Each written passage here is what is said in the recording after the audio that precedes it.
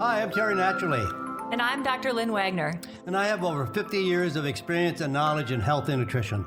And I'm a medical doctor with a passion for holistic health. We come together to offer you unique viewpoints and expertise as health advocates around topics that deal with today's health concerns. And always for your good health. So let's get into today's topic.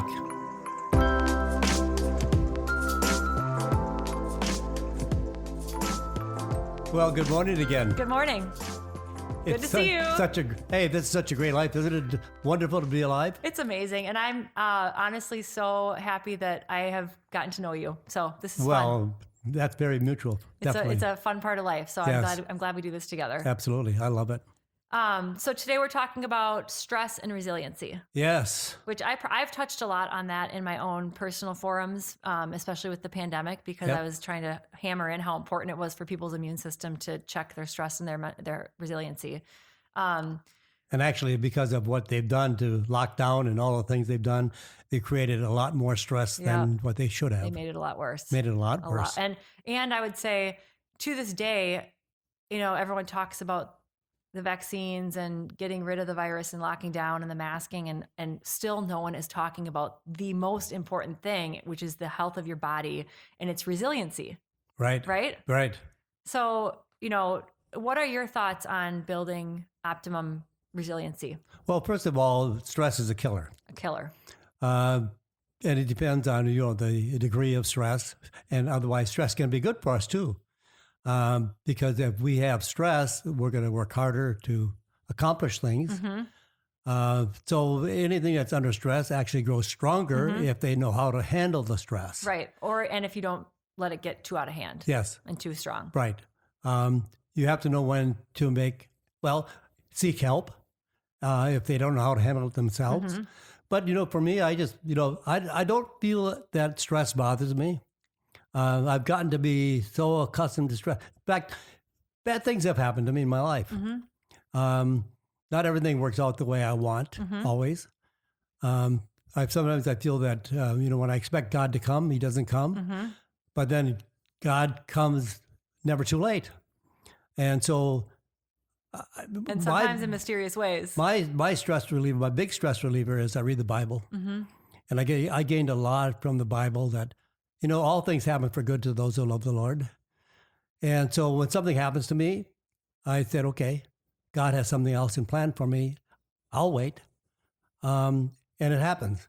And from my experience over the years, bad things have happened to me. And things that I would have said, oh, shoot, why did this thing happen now? Mm-hmm. But I've learned from experience that every time that something has happened to me that was bad and I trusted God to go through it, something happened to me that was even better than the thing that I had to leave go. Right. And so now I just say, well, okay, what's coming up next? Right. Yeah, then I trust the Lord that it's going to happen okay for me, and I don't stress about it. So that obviously took some time. I mean, you weren't born with that innate natural ability. It takes time. Okay. Yeah. I still, sometimes I feel like I'm doing great with stress, but then I'll catch myself with road rage. Someone's driving too slow on our street. I will be so mad. And then I catch myself and I'm like, whoa, I thought I was doing pretty well, but obviously the stress is getting to me. So I think people need to realize that you might think you're not stressed, but you could be pretty stressed. And you don't have to completely change your life to get out of that mode of stress. You have to change your outlook. Don't you think? Right. Like I changed my outlook. I don't worry about what has happened now because I just trust the Lord that it's going to turn out better in my favor than I could have done on my own. Mm-hmm. Now, I've learned that and I experienced that and it's happened every time. And now I know it's going to happen again. So stress, why should I stress? God's got me in his hands. Right. So I think, one thing people don't realize with stress is there's different ways to think about stress. So the stressor can actually be what's happening to you from the outside. But then the most important thing is your reaction to that stressor. Right. So for some people, they can have sounds like for you can have a pretty significant stressor happen, but your body's reaction to it is probably pretty chill. Right. Right. Or you could have an example, like I said, with road rage, where the external stressor is really not that big of a deal. It's just someone going a little slow. But the internal reaction to it is strong. And that's where people can do most of their work. So you don't have to work on changing your external environment. obviously you want to work on that a little bit, but that doesn't have to be your primary focus. You have to change yourself and how you react to things. Right. It's not what happens to you. It's how you react to what has happened to you. Right, right. And I think, obviously there's different ways to do that. And spirituality is a huge part of that. But what happens literally internally when you have a stressor and you react to it too strongly, you get this big surge of cortisol and adrenaline, all these chemical hormonal things happening in your body that over time will weaken the body. Right. And that's what causes more disease. Right. And then when you weaken the body, your immune system is weaker, your ability to fight off cancer, infections, mental health problems. Right. Your body can't lose weight the way you want it to. It can't build muscles. Like it just literally can't digest food. It can't do the things it's supposed to do as a natural human being. So it's a ripple effect that is really, really powerful. So a lot of people that go through, say, for a divorce, something that they can't control. Right. And they will maybe have cancer months after or a year after because the stress has been such a toll for them to try to realize and to recognize and how to get over it. Right. But, there's a lot of things. Prayer is great. Meditation is great to reducing stress. Self-talk, like you did when you got into road rage, rather. You talked yourself out of the stress. I actually talked to my son about it. I said, Wally, you see what mom's doing right now? This is what's happening. Don't you do don't this. Don't do this. You're right. Absolutely. It was a good teaching moment. But, I'm not a big proponent for running, but some people get a really good stress reduction from running. I do. Or working out because they're sweating and they're lifting heavy. And all these things can be different ways of relaxing and stress reduction and building the resistance and resiliency. Time in nature, I think, is absolutely. super powerful. Absolutely. Huge. Being with friends, like being with a loved one and being social with someone, performing an activity that you love. So whether it's an art performance, doing something artistic or creative or whatever, volunteering, whatever you love to do, but doing those things will make you less reactive to stress for sure. I just got back from the Maldives, and if you're in the Maldives, helped, right? Oh my God, it's the most beautiful place to relax and really change your whole spirit. It is actually spiritually. I got up every morning and said my prayers on the deck, looking over the sunrise rather, and but even being at the seashore, even being in the woods, even the air is different. Right. There's a lot of negative ions that help to relax the body. Right. And just the smell and the fragrance was wonderful. The earthing, the connection to earth is just. But another thing too is like stress can have actually like when a child has stress or falls down and hurts themselves or they cry and grandma picks them up and puts them on their lap and then she feeds them to calm them down. So then we go through life thinking that every time we have stress we should eat. Right. Because that's the way grandma did it. She got me to feel better when she gave me some ice cream or a pudding or something. Right. So then they reach to relax and rest, de-stress as they eat. Well, the other thing too is when people have stress, it actually changes their hormones and creates craving. Oh yeah. So it affects and it makes you store. I always tell my patients, when you have a lot of stress and you're eating, your body thinks it's preparing for an emergency or a war, and so it stores it all. Right. So it's a direct connection. So if you're someone who's exercising, eating super healthy, like just charging at life, but you can't lose your weight, it's probably just because you're too stressed and you need to chill out a little bit. Right. Exactly. And I think it's different for every generation or every age. I'm in this age where it's a lot of working parents and. I think about that a lot when I'm running around in the morning. We're getting breakfast, getting everyone ready for school. I'm trying to get ready for work, bills to be paid. It's just chaos. And you think, how could I possibly maintain a sense of calmness in this storm? But I think you can. Well, you should because I really think you can. You're going to go through that anyway. You are, no matter what. You might as well smile than frown. No, and I think that's a really good point. I've been privileged to meet some cancer patients who. I've seen them the most happiest of their life after their diagnosis. After they go through that initial shock and grief and trauma of it, and then they actually it'll change their perspective on life to say, okay, I know what really matters now. Right. Or that book, Viktor Frankl, is that his name? The Man's Search for Meaning. Yeah. The concentration camps. Right. And he details his whole experience in the concentration camps. He lost everyone, his mom, his dad, his siblings. He learned more from that and that was tremendous stress. Tremendous stress. And he came out of there with so much more to share. And lived to be 90 and prolific and affected, millions of people's lives. So I think if you're someone who's saying, my life is so crazy, I've got so much going on, it's the end of the world, I would challenge you to say, how can I lean into my spirituality? How can I work on my self-talk? How can I look at things differently so that maybe my body isn't going to be so reactive to all this stuff that's going on around me? Because, one of my things my husband said to me, he lost his wife in a car accident. And he would always say to me, Lynn, don't sweat the little stuff. And there is no big stuff, Right. He lost his wife. So it's after that, you kind of realize what really matters. Right. Just be grateful and happy and loving and things will go fine. And I think loving is a big part of it too, Huge part of because it. the more you love, the more you reach out with hugs and kisses and just wrapping your arms around your loved ones and saying, I love you every day. I think it's a really good stress reduction too. And I'll love those people in the car ahead of me too. That's what I was just thinking about. Yes, absolutely. Oh, I love you guys. Love you. I know. I've been trying. Maybe there's a reason why we should be going slow.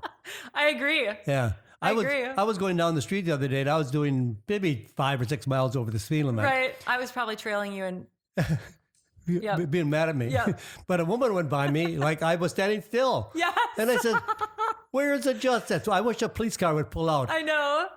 Oh, I was so happy. A police car pulled out right in front of me and got her. And I said, No I've never way. seen that happen. I was so my happy. God, no, but I mean that woman is me. That's how I feel sometimes. But I've gotten to that point where I look at it and I'm like, okay, what is the lesson? What is the lesson that I'm trying to be taught here? Like, I need to chill out. Slow down and smell the roses. Right. Well, and the other thing too is, so I broke my phone a week ago and it cracked my screen. I sent it into Apple because we have insurance. Yeah. It ended up being a week without a phone. And it was a very powerful week because I noticed, okay, at a stop sign, I'm not scrolling through my email. At the grocery store checkout, I'm not looking at Facebook. You know what I mean? Yeah, yep. You got your life back. I got my life back. I wasn't constantly getting pinged with texts and all these things. And it was really, really powerful. And does it mean I'm going to get rid of my phone? No. Does it mean I'm going to be more responsible with how I use it and how I let it come into my life and take over my life? Absolutely, yes. But it's a constant work in progress, because as a mom and a doctor, I'm using my phone for a lot of different things, but you have to be very intentional with how you allow it in and when you're like, nope, you're not in my life right now. Right. So yeah, don't let it control us. No. So it was a cool experience for me. So, back to this past year, I think we learned a lot about, I don't know if we really learned a lot. We saw a lot happen. What I would argue with everyone or try to get everyone to do is actually look at yourself and look at our country and look at things in terms of stress and resiliency. And what could we have done better or focused on more, and what can we learn from this past year? And I would say that it's how do we create resilient human beings? Right. And not just with what we've talked about in this podcast, but in all the podcasts we've done so far. If you haven't listened to them, go back and listen to them all, because every single thing we talk about will directly lead to you being a more resilient human being, who will have more peace and be less prone to getting, bad stuff that happens to you. And more healthy. Because health comes with that calmness and relaxation and just knowing who you are. Right. And knowing where you're going and not let every little thing tick you off. Right. And then I would say the ultimate reward is you actually can do what you're supposed to do. Right. We're all here for a purpose, and the healthier you are, the more resilient you are, the less you let stress take over your life, the more you're going to be able to succeed at what you're supposed to do. Yeah, I've seen people get ticked off just because they broke their fingernail. I know. I mean, it's so dumb, so stupid. Right. But some people are bothered by that because their nails are so important to them, or their hair is so important to them, or something. Right. And they don't realize, hey, so is my family, and so is my loved ones, and my purpose in life. All these things should be where we're going, and not let all the little... Not the little details. Yes. Right. So I would say, no matter where you're at, if you find yourself reactive or stressed, or you just feel like you're on just a hamster wheel, just take a break, look at what matters. Yep. Take some deep breaths, diaphragmatic breathing. But there are some things that we can do that may help too. There are herbs. Oh, good. I'm glad you brought that up. That are called adaptogens. And the word means you adapt to wherever you are. It changes your chemistry, it changes your body. Adaptogens are non-toxic herbs. They're completely safe. They rebuild your body, and they build your resiliency and make you stronger and more healthy, sleep better, digest better, you function better. And some of these herbs are called ashwagandha, rhodiola, andigraphis, ginseng, absolutely. Eleuthero ginseng. And these have been around for hundreds of years. Oh, thousands of years. I mean, these have been used forever. Yes, ginseng is the oldest adaptogen in the world, especially the red ginseng that is hydroponically grown because there are no sprays, no pesticides. But I love rhodiola. I love ashwagandha. I love andigraphis. Well, and I think that the cool thing about adaptogenic herbs is that they can be used for all different types of things. So if you're super stressed, high cortisol, they work. If you're super tired, low cortisol, they work. They work. They work in the morning. They work at night. That's what it means adapt. It adapts to your body chemistry. Yep. One of my non-herb products that I really, really like is DHEA. DHEA is the counterpart to cortisol. When cortisol goes up, DHEA goes down. Build up a little bit of DHEA, cortisol comes down. So it kind of balances that teeter-totter effect of cortisol. So I think it's excreted from the adrenal glands. So it's part of that stress reduction. The adrenals, when we have very, very weak adrenals, we just feel like everything is a stress. Everything, they worry. I used to be like this when I was younger, when I was overweight and I was depressed. Everything was catastrophic. I feared everything. I worried about everything. They make mountains out of molehills. Right. They're depressed all the time. They cry all the time. Their husband or spouse can come home. Their wife can come home and say, "Hi, honey, how are you doing?" They start crying. Right. What did you mean that for? Right. You realize for some women that happens once a month, right? Yes, I realize that, yes. Why do men do that then? Right. No, that's a different story. Because we all do that. Right. Different story. But no, but even if you are a woman who has bad PMS spells, you're probably not balanced, because it's normal to have slight PMS where you are, you want to honor that a little bit. It's a normal part of the cycle. It's a normal part of the cycle, but it shouldn't be extreme. It shouldn't be super irrational. Yeah, but unhealthy foods, unhealthy body. You're not using some of these adaptogens in our diet. Right. And that's why I think it's important to know, we talk about stress and resiliency. We talk about sleeping well, exercising, doing all these really healthy lifestyle things. But the lifestyle piece sometimes can be difficult. So you can utilize things like adaptogenic herbs, melatonin, which we talked about in our other podcast. There's so many different tools and hacks and things you can use to help yourself. Yes. You have to learn about. There's good scientific documentation on these herbs. They've been around the herbs have been around for thousands of years. But most of the research has come from in the 1950s to where we are today. Yep. I use them all the time with my patients and personally too. Yeah, I do too. Love them. I love ashwagandha. I love andigraphis. I use them all. Andigraphis is one I still haven't started, so I have to do that one. Yeah. Or let's try it out. And a good combination would be andigraphis and ashwagandha together. Be a good combination. Sounds fabulous. Yeah. Well, always a pleasure to talk to you. I love our conversations, and I hope others out there love our conversations. And if you see me on the road, just send me some love. I'll turn the corner. Get off the road. I'll speed up or turn the corner. Either one. By next time, I will be happy as a clam on the road. I promise you. All right. Fantastic. All right. Be calm. Drive safe. Sounds good. Until next time. Till next time. Bye. Bye.